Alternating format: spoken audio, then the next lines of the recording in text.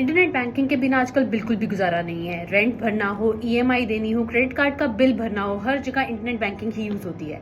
पर इसी के साथ साथ ये डर भी हमेशा लगा रहता है कि कहीं हमारा अकाउंट हैक तो नहीं हो जाएगा, कहीं फ्रॉडर्स की कोई नई स्कीम हमारे साथ ऐसा धोखा तो नहीं कर देगी जिससे हमारा इंटरनेट बैंकिंग हमसे छिन जाए और हमारा सारा पैसा स्कैमर्स के पास चला जाए।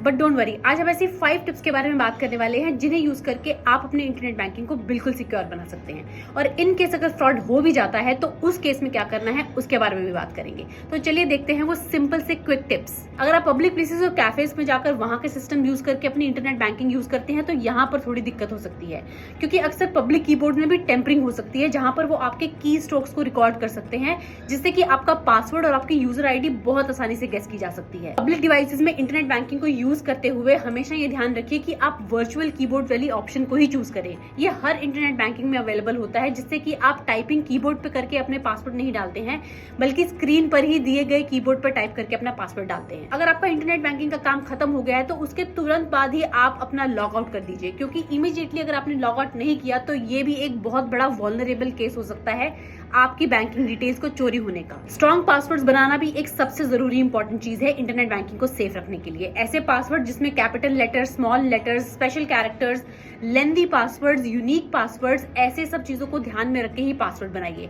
और जहां तक हो सके 2 फैक्टर ऑथेंटिकेशन जैसी चीजों को भी एनेबल करिए। इसी के साथ एक ही पासवर्ड सब जगह पर यूज मत करिए, खास करके अपने ईमेल आईडीज के पासवर्ड को ही अपने इंटरनेट बैंकिंग का पासवर्ड बिल्कुल मत बनाइए, क्योंकि हो सकता है कि ईमेल आईडी से पासवर्ड चुराना हैकर्स के लिए ज्यादा इजी हो। और अगर आपने वही सेम पासवर्ड इंटरनेट बैंकिंग के लिए भी यूज किया है तो उनके लिए ये चुटकियों का काम होगा कि आपका इंटरनेट बैंकिंग को वो हैक कर ले। पब्लिक टर्मिनल्स और कैफेज जैसी जगह पे आप अपने फाइनेंशियल ट्रांजैक्शंस को इंटरनेट बैंकिंग को खोलकर करना अवॉइड करें, क्योंकि अक्सर ऐसी जगहों पर वाईफाई में भी ऐसी चीजें हो सकती हैं जहां से आपके डेटा ट्रांसमिट होकर हैकर्स के पास जा सकता है। जब तक बहुत ज्यादा अर्जेंट और जरूरी नहीं हो तो ऐसी जगहों पे अपनी फाइनेंशियल ट्रांजैक्शंस करने को अवॉइड ही करिए।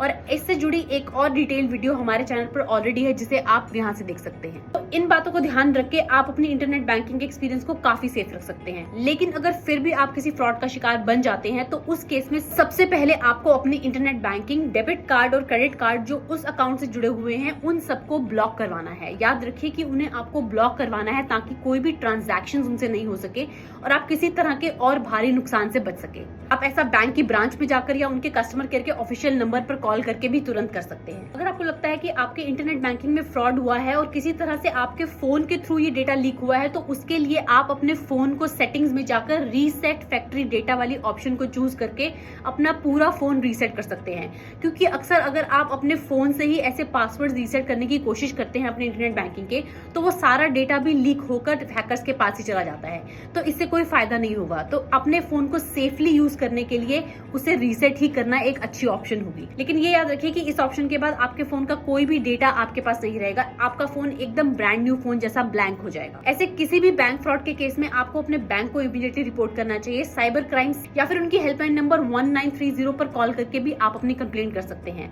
इससे जुड़ी एक पूरी डिटेल वीडियो आपको यहाँ पर मिल जाएगी, जिसमें कि आपको ये पता लग सकता है कि कितनी जल्दी आपको अपने बैंक में रिपोर्ट करनी चाहिए ऐसे केसेस, और कितने चांसेस हैं ऐसे केसेस में आपका पैसा वापस आने के। तो ये वीडियो को जरूर देखिए।